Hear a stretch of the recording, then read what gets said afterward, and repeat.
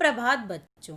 आज का हमारा अध्ययन का विषय है अपठित गद्यांश। बच्चों, जैसा कि मैंने आपको बताया कि आपके प्रश्न पत्र में पहला प्रश्न, पहला भाग खंड क से होता है और खंड क का अपठित गद्यांश ही आपके एग्जाम में आता है।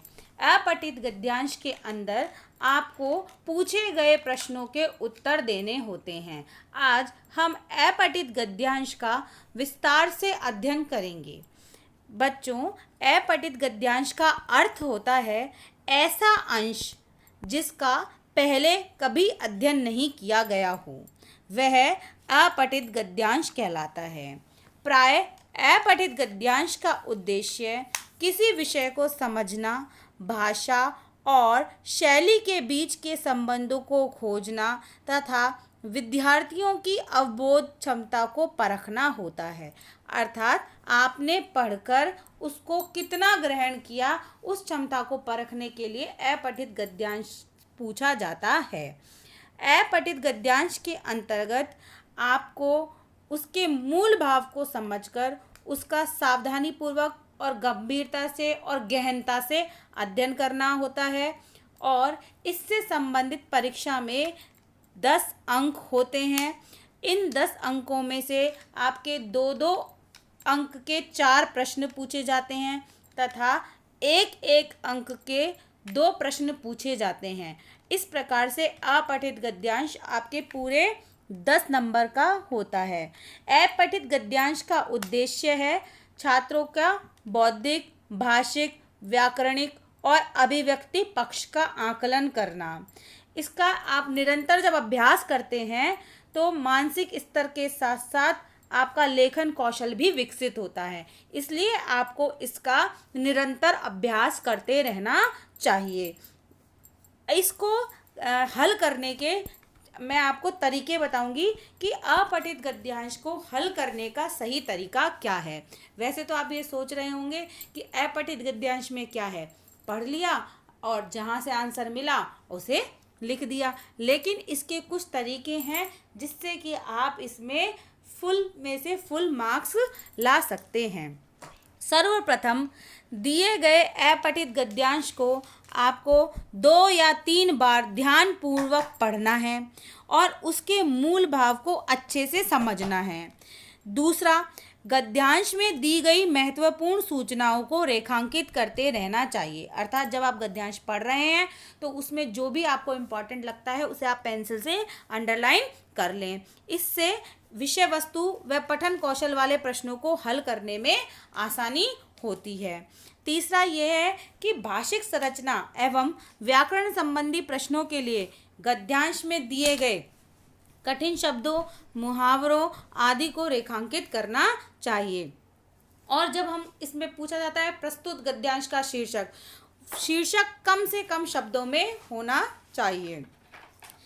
चौथा, शीर्षक संबंधी प्रश्न पर विशेष ध्यान देना चाहिए तथा पूरे गद्यांश को पढ़ने व समझने के पश्चात ही उसका शीर्षक लिखना चाहिए। प्रत्येक प्रश्न का उत्तर गद्यांश के अनुरूप ही होना चाहिए। गद्यांश के बाहर के मिलते जुलते भावों का प्रयोग नहीं करना चाहिए। लघु एवं अति लघुत्तरीय प्रश्नों के उत्तर निर्धारित अंक सीमा के अनुसार देने चाहिए। अर्थात यदि उत्तर 2 अंक का है तो आप उसमें 25 से 40 शब्दों के बीच लिखना चाहिए। यदि उत्तर 1 अंक का है तो आप अधिकतम 20 शब्दों में उसे लिख सकते हैं। हाँ, अधिक शब्द यदि आपने लिख लिए तो उसके अंक काटे नहीं जाते हैं, लेकिन इससे समय अधिक खर्च होता है, इसलिए हमें समय भी बचाना है क्योंकि हिंदी के पेपर में लिखना बहुत होता है। इसलिए आपको समय बचाने के लिए शब्द सीमा का ध्यान रखना है। प्रश्नों को ध्यानपूर्वक पढ़ने व समझने के पश्चात ही उनका उत्तर लिखना प्रारंभ करें। अंत में एक बार सभी प्रश्नों के उत्तरों को पुनः ध्यानपूर्वक पढ़कर जांच लेना चाहिए।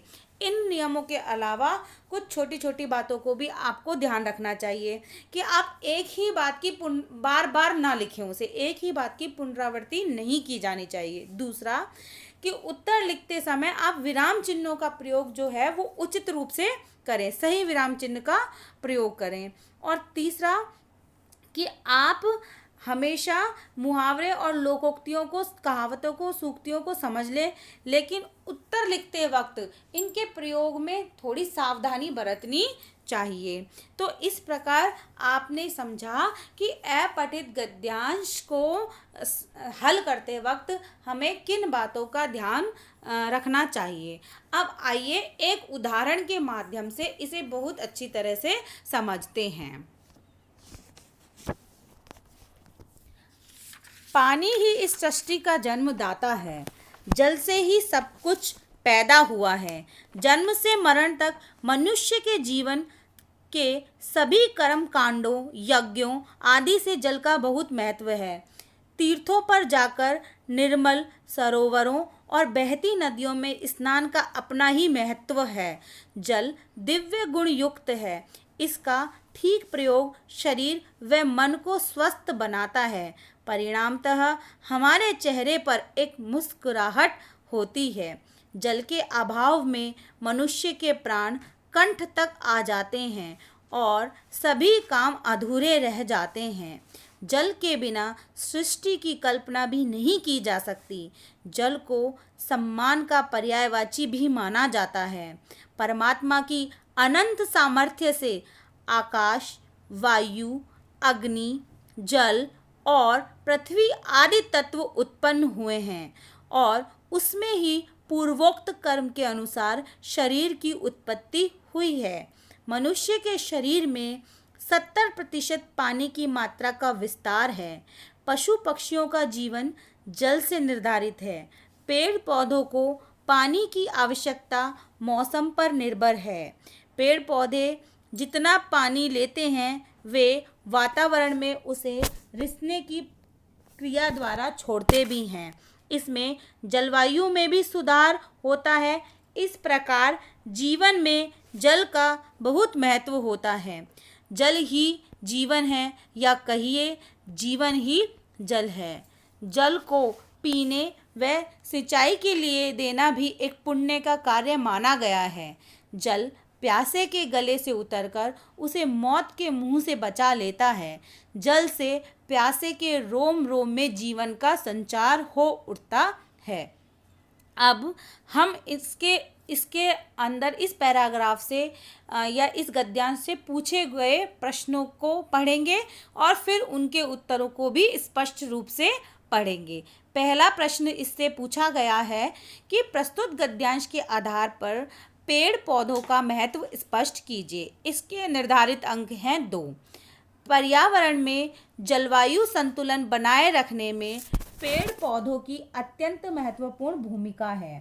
पेड़ पौधे आवश्यकता अनुसार जितना पानी वातावरण से लेते हैं उसे वे वातावरण में रिसने की प्रक्रिया द्वारा छोड़ते भी हैं, जिससे जलवायु में सुधार होता है। आशा है स्पष्ट हो चुका होगा। अब हम इसके प्रश्न नंबर 2 को पढ़ते हैं। इसमें पूछा गया है कि गद्यांश का केंद्रीय भाव 2-3 वाक्यों में लिखिए। आप स्पष्ट है कि आपने पूरा पैराग्राफ पढ़ा जिसमें जल की महिमा को बताया गया है, तो इसको हम 2-3 वाक्यों में जिस प्रकार लिखेंगे उत्तर आपके सामने है।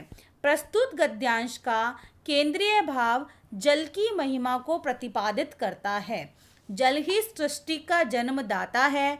इसके बिना किसी भी प्रकार के जीवन की कल्पना करना असंभव है।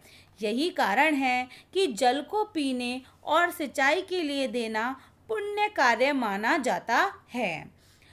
इसी प्रकार प्रश्न नंबर 3 पूछा गया है, मनुष्य के लिए जल किस प्रकार महत्वपूर्ण है।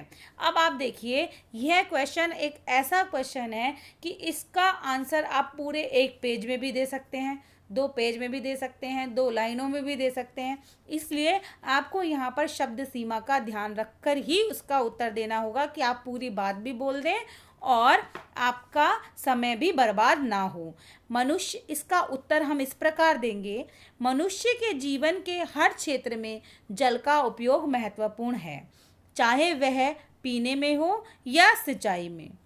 मनुष्य के जन्म से लेकर मृत्यु तक के अनेक क्रियाकलापों के लिए जल की आवश्यकता होती है। इस प्रकार से हमें यह उत्तर देना है। हम प्रश्न नंबर 4 की ओर बढ़ते हैं। प्रश्न नंबर 4 है, सृष्टि में पानी का क्या महत्व है? उत्तर, सृष्टि का अस्तित्व जल के बिना संभव नहीं है। जल को सम्मान का पर्यायवाची भी मानते हैं। जल ही जीवन है। माना जाता है कि सृष्टि में उपस्थित तत्वों का उद्भव जल से ही हुआ है। प्रश्न नंबर 5, प्रस्तुत गद्यांश का उपयुक्त शीर्षक दीजिए। बेटा, यह प्रश्न हमेशा पूछा जाता है। बहुत ही कम ऐसा होता है कि ये वाला प्रश्न पूछा नहीं जाता। अक्सर करके या हमेशा ही मान लीजिए यह प्रश्न पूछा जाता है।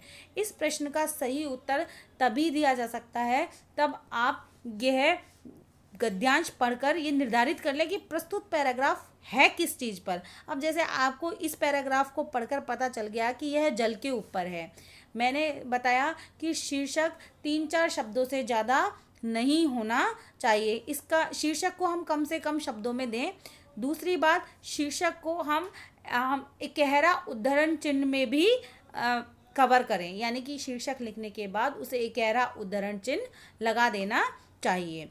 जैसे इस गद्यांश का जो शीर्षक है वो उपयुक्त शीर्षक यह दिया गया है, जल ही जीवन है। यह एक अति उत्तम शीर्षक है। इस प्रकार इन बातों को ध्यान में रखते हुए आपको अपने अपठित गद्यांश में फुल मार्क्स स्कोर करने हैं।